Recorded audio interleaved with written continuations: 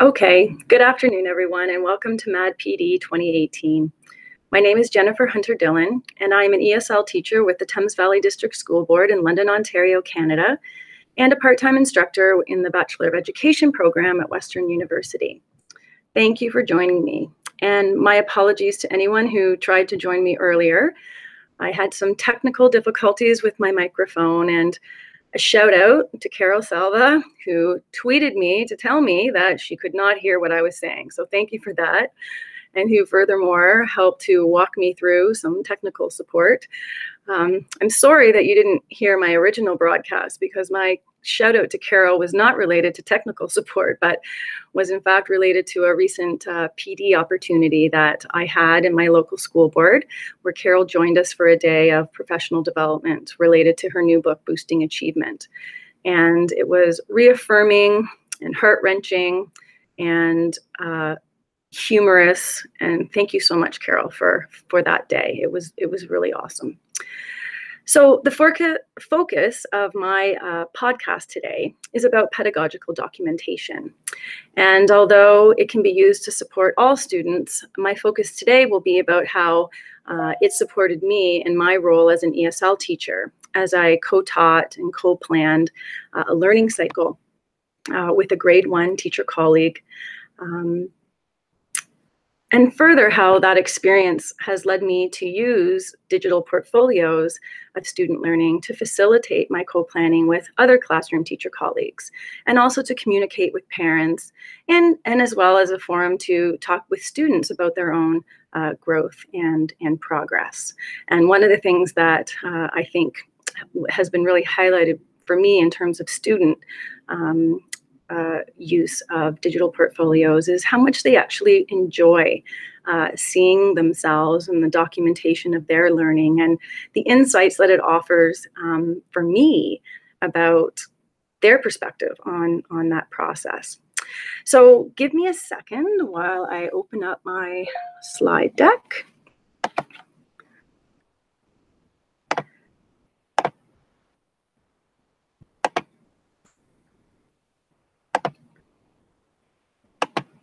Okay, so an important starting point, I think, is in this conversation is to think about how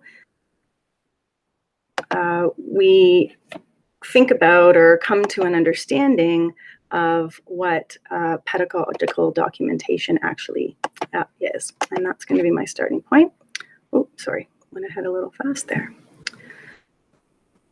So, while definitions of pedagogical documentation range from simple to complex, I prefer this simple one. And from it, I think we understand the role that it plays in supporting our reflective practice as teachers. And these events are just visible records of student learning and can include things like anecdotal notes, photos, videos, audio recordings, samples of student work. And because they are visible snapshots, they allow teachers and parents and students to interpret and reflect on the student learning after those events have occurred. And all of these things are just the kinds of things that we as teachers do in our classrooms every day. The events that we record or collect can be spontaneous, or they might be planned. In my practice, they're both. I plan for specific events that I want to capture, but I'm also prepared for those teachable moments, and increasingly so as I start to hone this skill. Often those teachable moments are the ones that are most revealing. Oh my goodness, apologies. So there are really 3 steps in the process, and this is just a visual actually from our Ontario Ministry of Education website. Observation, documentation, and interpretation. And I think an important part of that interpretation is that it's a shared process. So it's not just my perspective, but it's the perspective of my classroom teacher colleagues. It's the perspective that parents bring when I can share that information with them.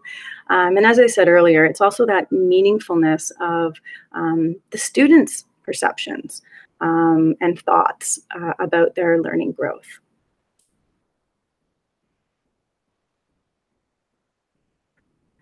So while pedagogical documentation is a current hot topic in education, the concept of it is not new. And in fact, it was developed in the post-World War II era by the educators of preschools in the municipality of Reggio Emilia in northern Italy.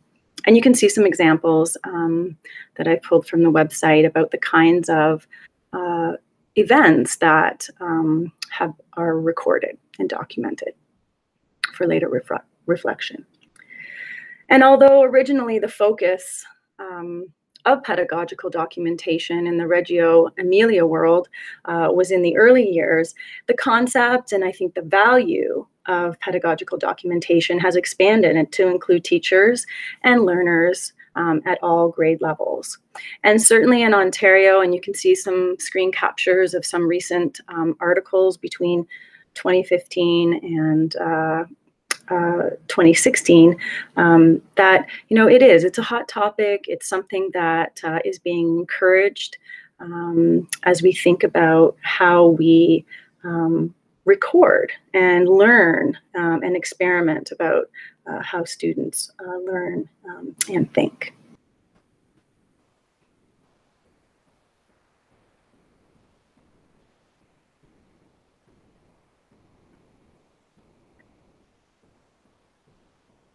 So when we document student learning, this documentation involves recording, interpreting, sharing through a variety of ways, the process and the products of teaching and learning in order for us to better understand how students learn, why they think in the ways that they do.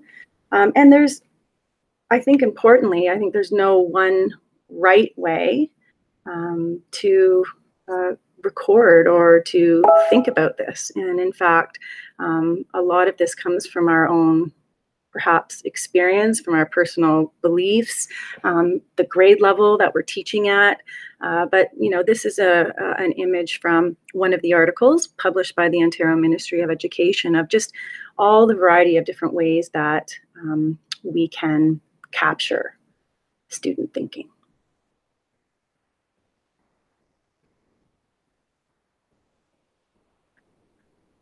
So as we think about getting started, documenting student learning needs to become a habit of your daily classroom practice. And so the devices used for documenting, whether it be paper pencil for taking anecdotal notes, cameras, audio, video recorders, those need to be available at all times to capture learning when and where it happens. And as you'll later see from the co-teaching project I embarked on, most of my initial documenting was pre-planned. But as documenting has become more of a habit of mine for me, it's become much more spontaneous. So I think a good starting point is to plan something to collect. For example, as we did, we were documenting a learning cycle from beginning to end in our collaborative inquiry project. And then we set aside time each day during the learning, even if it was only just for a few minutes, to observe and collect data.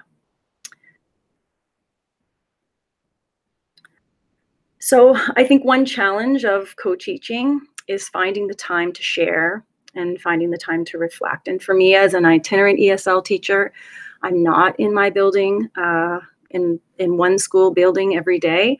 And so time in particular was time to share was particularly an issue for reflection.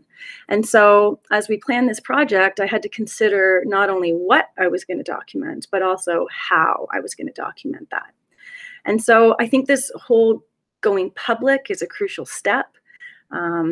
How to share that documentation that we collect with teachers, parents, and students is an important part of that process. And as I said, there's no one right way to do that. And some of that comes from our personal teaching style, the grade we teach, what kind of resources are available to us. For me, I decided that I wanted to be able to share my documentation electronically with my teaching partner and with parents. So I explored some digital portfolios. We had been given an iPad by our school board. So each ESL teacher was given an iPad, and I thought this could be a really useful purpose for that tool. And so I looked at a lot of digital portfolios, and I decided to use an app called SeeSaw. And it's a free tool, although there's levels of pricing available. I've actually never paid for my subscription, and I'm using it in its free mode. And I found that it suited my purposes as an ESL teacher because I can set up multiple classes or groups. So I have a class for each of the classroom teachers I support, and I can share the documentation for each of those classes with that specific teacher or with that group of parents. And students can also submit items to their personal portfolios using a QR code. And so as you can see from the image on the screen, there's lots of different ways that you can add items through photo, through video, through drawing, through your camera roll, through a link. And then as I said, you can communicate that to parents so that when their child has a new item that's been added to their portfolio, whether it be by me or whether it be by my teaching partner or whether it be by the student themselves, that the students get an alert. The parents get an alert and they can actually see what has been added. It automatically organizes items chronologically by student. And then from there, you can easily separate items into work folders by subject or by project, which is what I had done with this. And I just found it very, very easy to use. So a little bit more about the project. So the project was based on Oral Retell. And so in Ontario, we use what you see here, the image on the screen, are observable learning behavior continua to track the development of English proficiency of English language learners. And so in this grade 1 classroom, the English language learners were working on step 1 criteria. So an oral language focus was chosen. They didn't have a lot of written and reading skills, and we were really trying to focus on that foundation, that oral language development.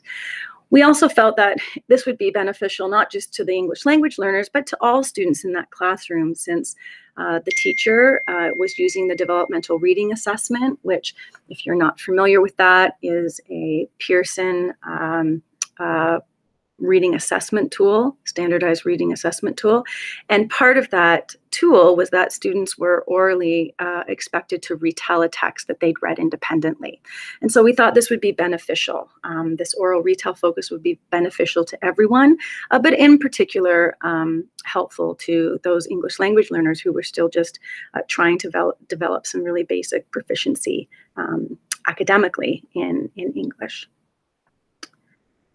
So we started with fictional retell, and we knew that for our English language learners, tactile and graphic supports would be beneficial and necessary for student learning.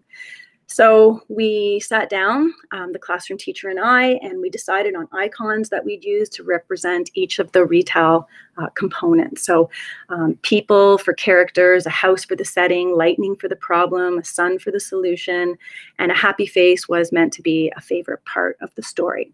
So we created an anchor chart and we laminated it, and as you'll see through the scope and sequence, as we modeled and demonstrated and provided guided practice, we could reuse that anchor chart and keep it posted in the classroom. The other thing that we decided to do and create were some story retell gloves. And so these were actually very tactile. The students could use the glove, put it on their hand. It had the same icons as our anchor chart, and it could be a tactile prompt for them as they practiced and rehearsed retelling a story. We use picture sequencing as well to support their comprehension. So our ultimate goal for these students, these English language learners, for all students in the class, was to be able to orally retell a story that had been read aloud to the class. And in our summative assessment, we used the story by Doreen Cronin, Click, Clack, Peep. The students had really, really enjoyed the author, and we had read other texts by her, including Click, Clack, Moo. And so you can see from the screen the scaffolding of the learning that we did over the process of about 4 weeks or so, where we were, very much introduced the visual framework, demonstrated the story retell glove, we read the story aloud, we used the picture sequencing, and then we repeated that process many times in large group, in small group, even in some one-to-one settings for the students that needed it, with our ultimate goal of having everyone be able to orally retell a story. And so that required for the English language learners some modifications to the curriculum. And particularly for these students who were just, working towards step 1 criteria of our observable language behaviors, it needed modification. And for me as an ESL teacher, this whole discussion and this whole part of the project really provided a wonderful way for me to co-plan and get into more of the conversation about how we differentiate and how we might modify for these learners. So we looked at the overall expectations and we decided, okay, these are great, but we need to consider the step of English proficiency for these learners as we modify for them. And so we looked at each of the expectations that we wanted to address, and we worked together to talk about how we might modify them appropriately. For example, we modified the comprehension expectation and wanted the student to use one rather than several comprehension strategies. And for her, it was really just being able to draw a picture or articulate her favorite part of the story. We also, obviously knew that, she wasn't perhaps going to be able to use time order words, but we were happy if she could use short words and use words in short phrases in order to demonstrate her understanding. So these modifications provided a context for our assessment of the students and to guide what we'd be assessing and determining how successful the students were at achieving those learning outcomes. And I think this was particularly important for the English language learners because my experience is that teachers struggle with understanding how to apply evaluation at the end of a learning cycle to what the English language learners have achieved. And I think by looking at the modified expectations and looking at what the student was able to do after, at the end of the learning cycle, through the lens of those modified expectations, it was much more clear whether or not the student had been successful at achieving those modifications. So putting them to paper, talking about them, making this checklist so that as we were listening to the oral retell, we could say, okay, you know what, the student achieved what we wanted them to achieve. That was successful. And then to look at that and also say, okay, what next steps for learning might be necessary. On the image on the screen, you can also see that we used a comprehension rubric, which was part of the developmental reading assessment materials. But we talked a lot about how we would limit the prompting in order to keep things, I think, a level playing field in that respect. And so, again, it was trying to support what the classroom teacher was doing with all of the students, which was ideally using the developmental reading assessment throughout the year in order to assess her students' reading. So this is not a picture of Rakshia, but a little bit about her, and I'm going to kind of let you listen to her pre and post assessments to celebrate the success of this project. She's a Nepalese student. She had arrived in Canada in 2015. She was born in a refugee camp in Nepal. She did attend a nursery school within the refugee camp and then came to Canada and attended both junior and senior kindergarten there. But she was working towards the step 1 criteria on our oral language continua. And although, we could observe that she was developing receptive language skills, she continue to lack kind of expressive skills and vocabulary, particularly in academic context, to respond to questions or requests. And she relied heavily on her peers for support. And in fact, one of the aha moments for me was, in a one-to-one situation, how much she was actually able to articulate when given enough wait time. And I think a big problem that she had in the classroom context was that, students would not give her that wait time. It wasn't even the classroom teacher, it was her peers who would jump in and respond before she had a chance to kind of find the words that she needed in order to respond. But she, like the girl in the photo, extremely friendly, really happy little girl, and desired to do well, I think, like all of our students do. So I have these videos of Rakshia, and as I said, I've kind of blocked out her face here. Oh, maybe my videos aren't going to show. Oh my goodness. Okay, so we'll jump ahead here. I was going to show you her pre and post assessments, but maybe just take a look at the outcome. So the outcome, and as you can see from the rubric on the right, at the beginning, she really didn't have much to offer after listening to the read aloud 2 times and then being asked to retell the story. And that was really no surprise. The only thing she really articulated kind of academically related to a retell, and I think you can see that in the section where it says retelling characters, which was that she was able to say 2 people. So she knew that there were 2 people in the story. On our post assessment, as you can see, there was a great kind of growth and change in her ability to retell the story. And I think what was so exciting for me, and you can see it in the comments, which is really a kind of a transcribing of what she said. She used the word problem. She used the word solution. She used the word characters. And she was able to articulate her favorite part of the story. And so from a beginning point where the only thing that she had to say was 2 people, turned into, a fairly, not extensive, but, a very acceptable for her level of proficiency, and maybe more than acceptable for her level of proficiency retell of the story. And when I sat with Rakshia to talk to her about and show her her final video, her final oral retell, it was so clear from her face how meaningful and how happy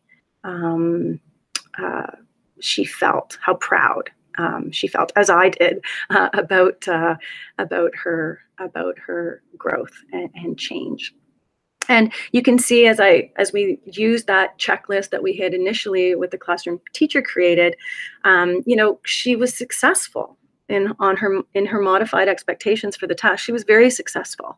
The only kind of next step was telling why. So she was able to tell why she enjoyed a certain part of the story. And so we kind of had now information that was going to guide our future instruction with her and kind of help her even go beyond the great progress that she had made. And so, at the end of the day, there were so many benefits to this collaboration. It really enhanced my communication and my ability to collaborate with the ESL, between myself as the ESL teacher and the classroom teacher. And so, we were co-planning, we were also co-teaching. And, it gave us opportunities. So when the classroom teacher was, doing the lesson, I was able to document and watch and observe what was happening and vice versa.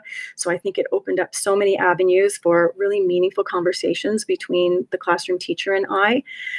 It provided me as the ESL teacher with a really focused, a real focused aspect of instruction. So I knew what, every time I walked into that classroom, what my purpose was and what I was going to be helping and focusing on with those students and with the whole class, really. I could share. I got to share our ESL documents with the classroom teacher, and we looked at some of those resources and we talked about them. And it was an aha moment for them because some of those things were new, and it was a great opportunity to look at those. I think it clarified for both of us how we modify an English language learners program to support them in where they are and trying to move them forward.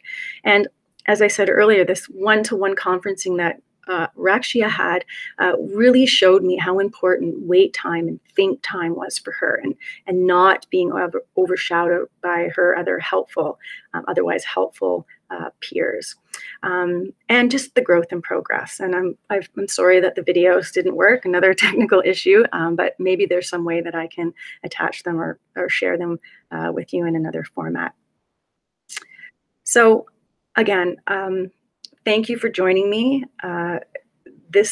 I hope that there was something of interest, something that you can attach yourself to here and see in your own practice. But the end result of this whole learning cycle was amazing for me, and it really has led me towards developing that habit of mind, and for me, using the digital portfolio in order to document and share and have that context for some meaningful discussions and planning about student learning. So again, thank you so much for joining me.